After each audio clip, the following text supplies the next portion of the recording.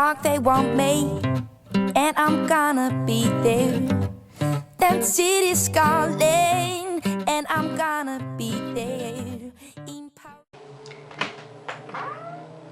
Salut les filles, j'espère que vous allez bien. Aujourd'hui je vous retrouve pour faire une petite vidéo astuce numéro 3. Donc d'habitude dans les vidéos astuces, donc d'ailleurs vous n'en avez pas eu beaucoup, je fais vraiment des petits remèdes de grand-mère, etc.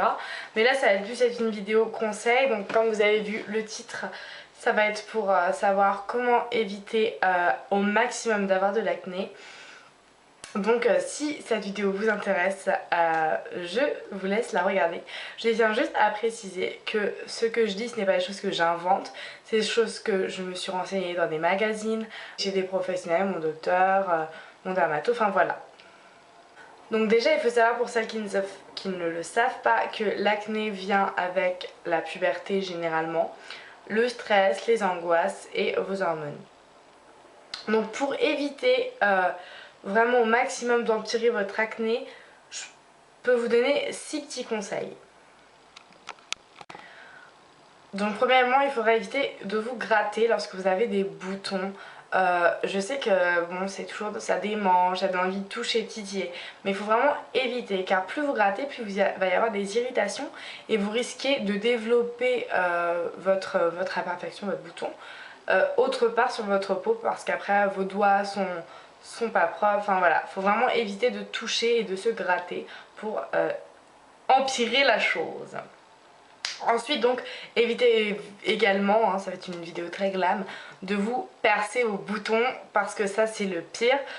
Plus vous les percez, plus ils reviendront. Si vous les laissez vous faire une sale tronche pendant quelques jours, ils partiront, mais en général ils reviennent pas, ou alors ils reviennent plus tard, mais ils reviennent vraiment très rarement. Donc voilà, évitez vraiment, je sais que c'est moche, mais c'est un conseil, parce qu'après ils ne reviennent pas, tandis que si vous les percez, ils vont revenir, ça c'est à tous les coups. Ensuite, il faut éviter de vous faire des gommages, des peelings, des soins, des masques, tous les jours. En fait, je sais que il y en a qui traitent beaucoup leur peau, mais ça l'attaque énormément. Du coup, ça vous fait des marques. C'est pas du tout bon non plus pour votre peau qu'elle soit sans cesse au contact des gommages.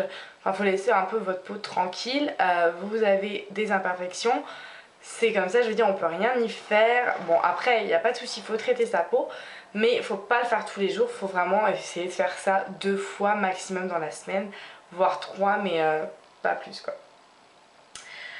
Ensuite, il faut éviter également tout ce qui est produits auto-bronzants sur votre peau. Tout ce qui est crème auto-bronzante, spray auto-bronzant, crème teintée avec des actifs auto-bronzants. Il faut éviter, car tout ce qui est dans les auto-bronzants en général ça réussit pas. Et ça c'est un conseil que m'a donné une pharmacienne, qui m'a dit qu'il faut vraiment éviter, quand on a une peau à tendance acnique, de mettre des produits auto-bronzants sur son visage. Aussi, laissez respirer votre peau, soit évitez de mettre trop de fond de teint, trop de poudre. Quand vous êtes chez vous, ne vous maquillez pas, surtout, je pense que ça c'est logique, mais le dimanche, si vous sortez pas, ne vous maquillez pas. Quand vous rentrez chez vous après les cours, démaquillez-vous. Laissez un maximum respirer votre peau. Je sais très bien que pour aller au lycée, au travail, au collège, il faut, on aime bien être apprêté, donc de temps en temps, même en général, la plupart des filles ou des femmes mettent du fond de teint, etc.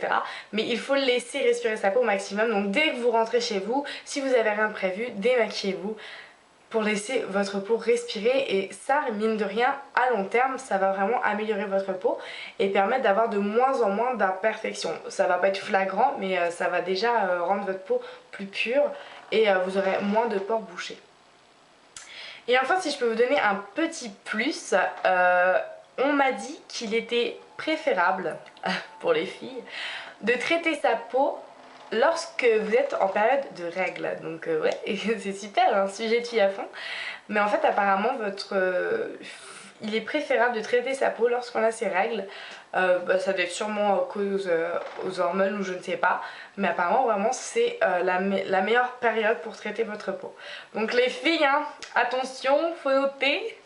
Donc voilà, c'était une petite vidéo courte et rapide, mais pour vous donner quelques petits conseils, des choses à éviter. Et déjà si vous faites ça, si vous arrivez à ne pas faire les 5 choses que je vous ai dit et à essayer de traiter votre peau lorsque vous avez vos règles, on ne sait jamais, eh bien déjà ça ne fera que améliorer la chose et ça n'empirera pas dans tous les cas. Donc voilà, je sais que c'est pas très facile et que on n'y pense pas toujours, mais vraiment quand on veut, eh bien on peut essayer de penser à avoir ces petits réflexes, de ne pas se toucher le bouton, de ne pas se gratter, de ne pas percer, de ne pas faire des gommages tout le temps parce que on a l'impression que plus on nettoie mieux ça va aller, mais non, il faut vraiment laisser sa peau respirer et laisser sa peau être un petit peu au calme.